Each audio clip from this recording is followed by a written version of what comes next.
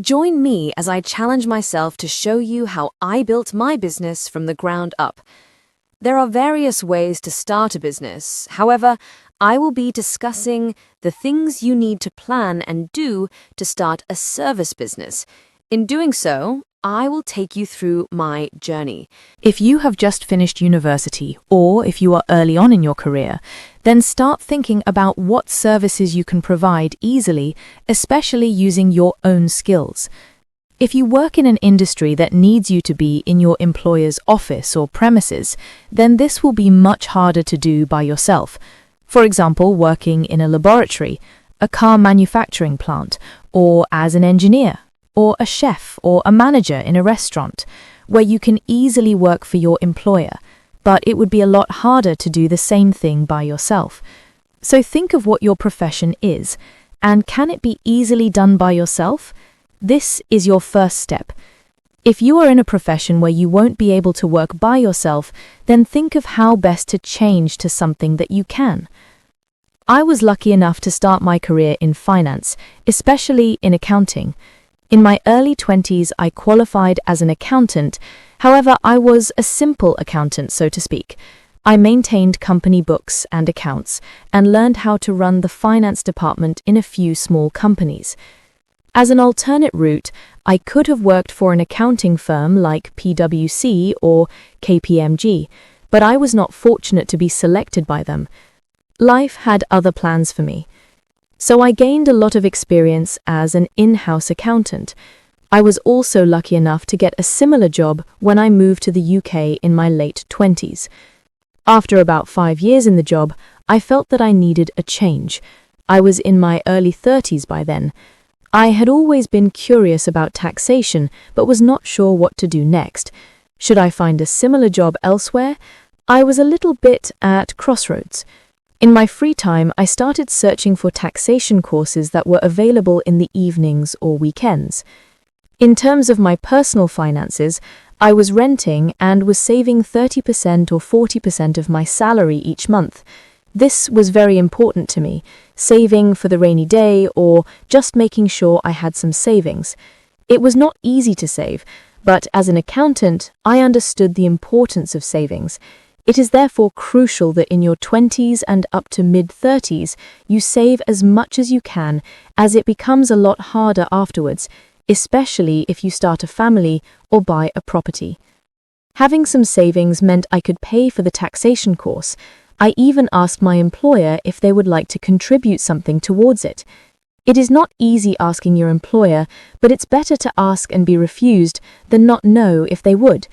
In the end, I paid for the course. I found quite a good course that ran on the weekends in a well-known UK university in London. At that time, I was also going through a breakup, and it was hard, so rather than being sad and doing nothing in the evenings or weekends, I thought studying would give me something to do and, hopefully, I would get over the breakup quickly. So I studied for 2 years on weekends and doing homework in the evenings for 2 years. The course was amazing. I met a lot of professionals and did a lot of networking, made new friends. The most important realization came at the end of the course when another student who was a man in his 40s told me that I could be self-employed if I wanted to. I thought about it for a few days and then decided to give it a go. He mentored me to set things up, but after a few months, I lost touch with him as the course had ended. So I was on my own. What do I do? First thing I did was resign from my job. However, this is not necessary. I could have done the job part-time. However, I wanted to give it my all. My goal was that if in 2 years' time I don't make as much as my current salary, then I would go back to a full-time job.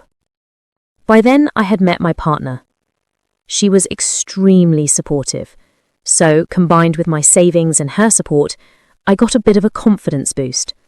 I also moved in with her, so I did not have rent to pay. So this was quite lucky for me that I decided to do a business providing accountancy services, as this is what I knew best. Anything else would have a very steep learning curve. I did all my marketing and website building. I got a cheap website from 123reg and a professional email address, prepared some flyers to distribute in my neighborhood.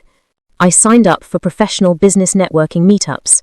From Monday to Friday, every evening, I went to a business networking event. I gave everyone my business card and told them what I do. I never pushed them to sign up. To me, this was just about making new business contacts. I also made sure I had a Google Business Place, business mobile phone, and landline. At home, I converted the living room into a home office. It was very simple, a desk and a chair, one shelf, and a sofa. In the evenings, the room could be used as a living room if needed. For 6 long months, I did networking, distributing flyers, set up myself with necessary registrations with the tax office and similar organizations. I learnt a lot about SEO, website building, new accounting software, so even though I did not have to learn a new skill, setting up was not easy. In terms of my personal spending, I kept it to a minimum. Maybe go out for a meal once a month and contribute a little to groceries and utilities, but my partner refused to take any money from me. For this, I was very lucky to have her by my side. After 6 months, I started getting 1 or 2 clients at the business networking events. 1 or 2 clients found my Google listing and called me. So after 6 months, I actually started doing any actual work and making some sales. The breakthrough came almost 10 months after I started, when a local solicitor called me. She had found my flyer and was looking for someone to help her clients with accounting and tax work.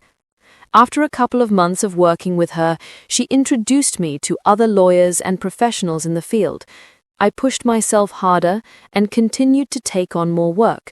After about 2 years, I felt my income was steady enough and I had made as much as my salary per year. This was my minimum goal, which I had achieved now, so I felt a little at ease.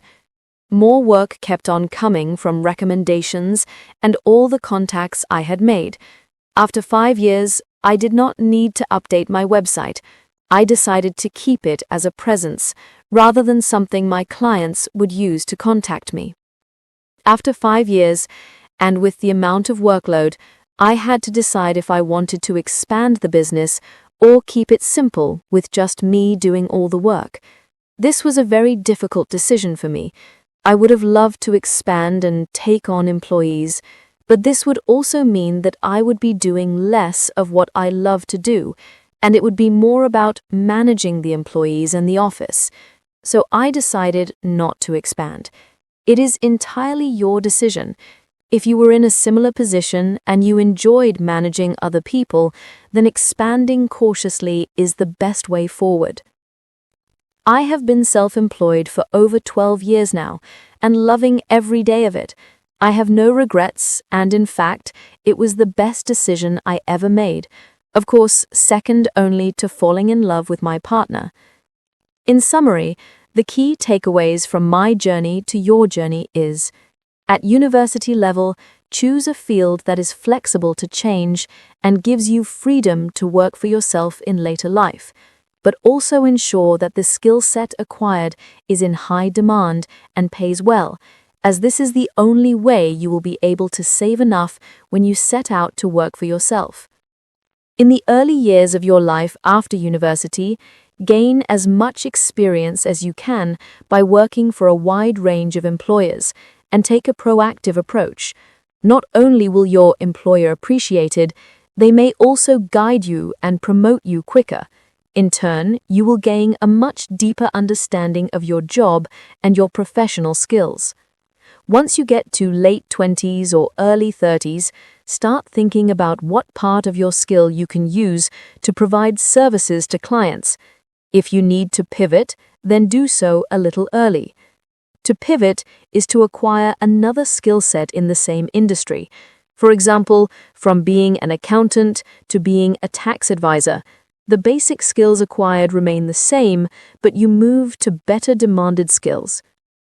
In your 30s, build the business, gain as many clients as you can, and expand if you need to. From mid-40s or early 40s, sit back and enjoy watching your business grow. You will also have a lot of flexibility. Set your own working hours, delegate to your staff, and enjoy life a bit more, as you would have set yourself up for financial independence and flexible work hours. I know some of you will say that it's easier said than done. Yes, that is true, but we all know that without working hard and having a plan, no one gets anywhere, so please don't feel discouraged if you have setbacks. Think of them as a learning curve and keep going. Never give up. I hope this video gives you some food for thought and helps you in your journey of finding your own business idea. Please do comment if you want to know anything specific, and please, if you found value in this video, then do share, hype, and like this video, as YouTube will promote it to a wider audience. Thank you for watching.